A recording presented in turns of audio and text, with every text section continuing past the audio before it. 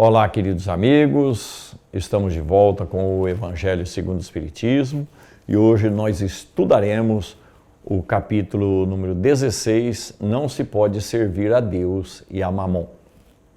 E tem como títulos nesse capítulo o seguinte: Salvação dos ricos, Preservar-se da avareza, Jesus em casa de Zaqueu, Parábola do mal rico, Parábola dos talentos, Utilidade providencial da riqueza, Provas da riqueza e da miséria, Desigualdade das riquezas e as instruções dos Espíritos dirão a verdadeira propriedade, emprego da riqueza, desprendimento dos bens terrenos e transmissão da riqueza. Meus amigos, nós precisamos muito estudar esse capítulo, porque com relação às coisas materiais, nós todos experimentamos todas as possibilidades nas nossas reencarnações. Então, se uma reencarnação nós viemos extremamente ricos, materialmente falando, na outra teremos que experimentar o extremamente pobres. E o inverso é verdadeiro. Então, a questão material na Terra depende daquilo que o espírito precisa aprender no seu desenvolvimento rumo à perfeição, né? Então, disse Lucas, trazendo evidentemente a voz do Senhor Jesus: ninguém pode servir a dois senhores, porque ou odiará a um e amará a outro, ou se prenderá a um e desprezará o outro. Não podeis servir simultaneamente a Deus e a Mamon. Mamon aqui é um tipo de Deus, letra minúscula, né, de entendimento dos homens, isso à época do Cristo. Então aproximou-se dele um mancebo e disse: bom mestre, que bem devo fazer para adquirir a vida eterna? Respondeu-lhe Jesus: por que me chamais bom? Bom só Deus o é. Se queres entrar na vida, guarda os mandamentos. Que mandamentos?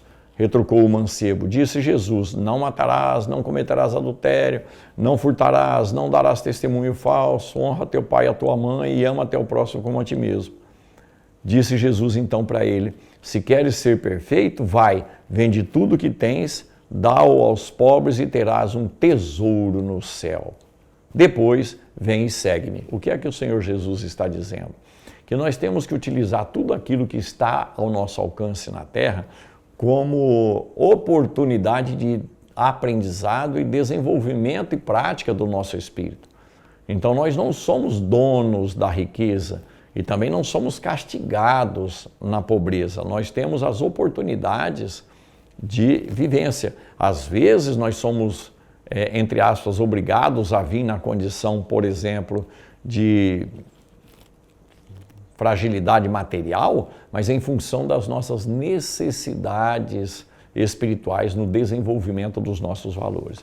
Preservar-se da avareza. Então, no meio da turba, um homem lhe disse: mestre, dize a meu irmão que divida comigo a herança que nos tocou. Disse-lhe Jesus: ó homem, quem me designou para vos julgar ou para fazer as vossas partilhas? E acrescentou: tende o cuidado de preservar-vos de toda a avareza, porquanto, seja qual for a abundância em que o homem se encontre, sua vida não dependerá dos bens que ele possua.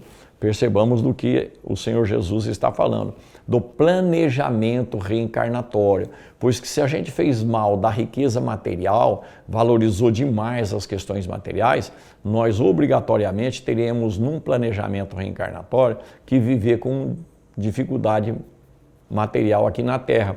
O que significa dizer que nada vai transformar a gente. Pode se jogar na loteria um monte de vezes, não vai conseguir. Por quê? Porque não faz parte do planejamento reencarnatório.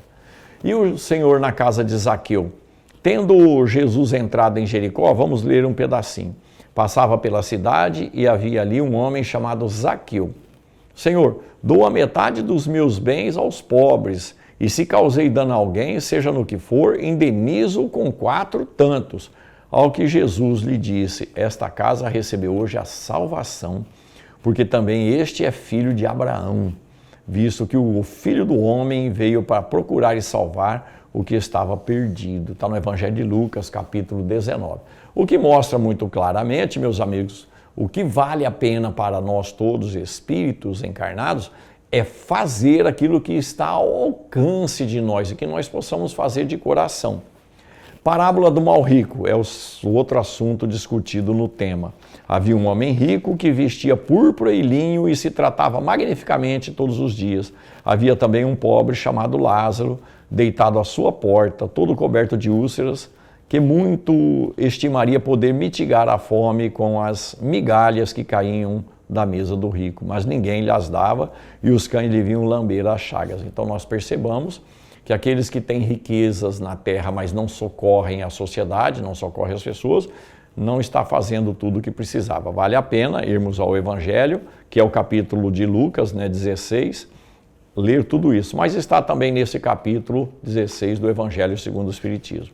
Vem a parábola dos talentos. O Senhor age como um homem que, tendo de fazer longa viagem fora do seu país, chamou seus servidores e lhes entregou seus bens. Ou seja, ele distribui e, claro, evidentemente, vai depois pedir conta daquilo que foi entregue. É o que nós temos que fazer nas nossas encarnações.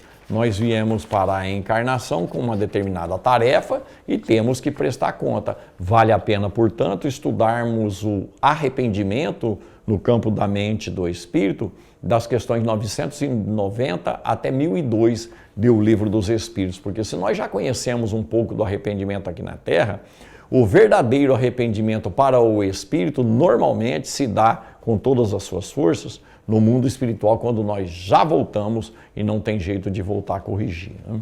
E aí Kardec coloca um outro título: utilidade providencial da riqueza, provas da riqueza e da miséria.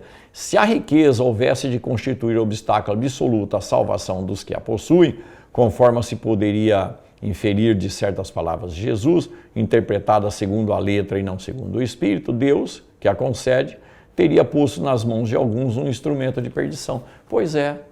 Será que Deus estaria produzindo sofrimento àquele que ele permite ser rico aqui na Terra? Não. Deus dá oportunidade nessa ou naquela condição para as pessoas construírem a felicidade futura. Por isso, nós, sendo ricos ou sendo pobres e medianos, nós temos sempre que estar fazendo para o próximo aquilo que nós gostaríamos que fosse feito para nós. E quanto mais nós abrimos mão daquilo que interessa para nós, materialmente falando, mais a gente cresce espiritualmente. E aí vem então as instruções dos Espíritos. Qual é a verdadeira propriedade? Pascal diz o seguinte: o homem só possui em plena propriedade aquilo que lhe é dado levar deste mundo. Nós podemos levar coisas materiais deste mundo? Não, nada. Nós só conseguimos levar aquilo que está na mente do Espírito. Isso é que é a verdadeira propriedade do Espírito, que está no seu mundo íntimo. Isso quem disse é Pascal. E o Espírito Protetor M diz o seguinte: os bens da terra pertencem a Deus, que os distribui a seu grado, não sendo o homem senão o usufrutuário, o administrador mais ou menos íntegro e inteligente desses bens. Então todas as possibilidades materiais que temos nas mãos não é de forma alguma até um merecimento nosso, mas é uma oportunidade que nós temos de crescimento espiritual no campo da caridade e do bom uso, né? O emprego da riqueza também está nas instruções dos Espíritos. Cheverus vai dizer o seguinte: não podeis servir a Deus e a Mamon, guardai bem isso em lembrança, vós a quem o amor do ouro domina, vós que venderíeis a alma para possuir tesouros, porque eles permitem vos eleveis acima dos outros homens e vos proporcionam aos gozos das paixões. Não podeis servir a Deus e a Mamon. Derrama em torno de ti os tesouros da instrução. Derrama sobre teus irmãos os tesouros do teu amor e eles frutificarão. Tesouro da instrução começaram com o Senhor Jesus, né? Que é para fazer para o próximo aquilo que nós quiséssemos que fosse feito para nós. Diz ainda um Espírito Protetor: quando considero a brevidade da vida, dolorosamente me impressiona a incessante preocupação de que é para vós objeto o bem-estar material, ao passo que tão pouca importância dais ao vosso aperfeiçoamento moral, a que pouco ou nenhum tempo consagrais e que, no entanto, é o que importa para a eternidade. Seria essa a finalidade da existência que Deus os outorgou? Quanto tempo nós gastamos e prestamos esforços aqui para conseguir mais coisas materiais? É nesse mesmo limite, nesse mesmo nível que nós estamos nos esforçando para dados e desenvolvimento moral?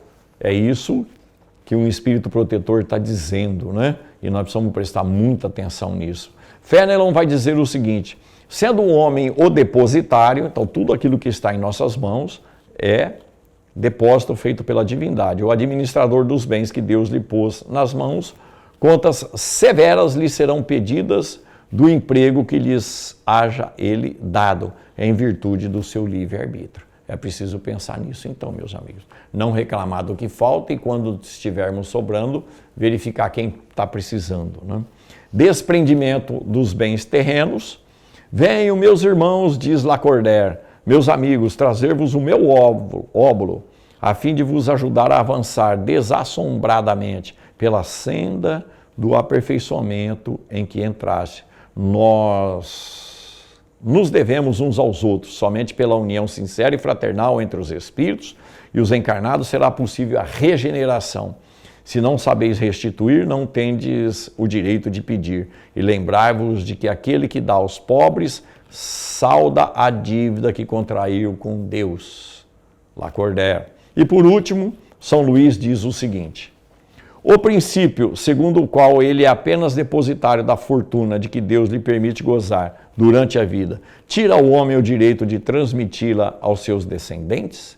Não, nós podemos, diz ele no Evangelho, também distribuir aos nossos descendentes as riquezas, mas é preciso ensiná-los para fazer bom uso disso, porque eles também serão cobrados, como nós todos estamos sempre sendo cobrados para crescermos espiritualmente.